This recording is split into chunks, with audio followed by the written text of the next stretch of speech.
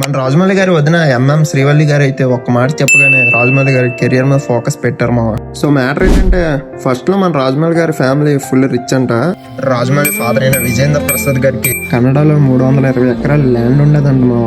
రాజమౌళి గారికి 10 సంవత్సరాలు ఉండేటప్పుడు తన ఫ్యామిలీలో ట్రస్ట్ ఎక్స్చేంజ్ వచ్చి ఆస్తి మొత్తం కోల్పోయారు. రెంట్ కి సింగిల్ బెడ్రూమ్ ఉన్న అపార్ట్మెంట్ కి ఏకంగా 13 మంది ఉండవలసి వచ్చింది. దీంతో రెంట్ కట్టడానికి కూడా ఇబ్బంది పడి కేవలం తన అన్న సంపాదనతో ఫ్యామిలీ మొత్తం సర్వ్ అయ్యేది. మన ఎస్ఎస్ రాజమౌళి గారికి 20 సంవత్సరాలు ఉండేటప్పుడు తన ఇంట్లో అందరూ పనిచేస్తుంటే ఓన్లీ ఎస్ఎస్ రాజమౌళి గారి ఖాళీగా ఉండేవారంట.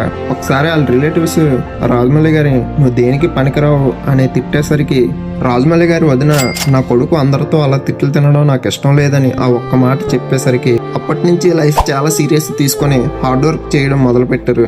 అలాగే ఎస్ఎస్ రాజమౌళి గారు వాళ్ళ వదినని పిలరంట మావ, అమ్మని పిలుస్తారంట.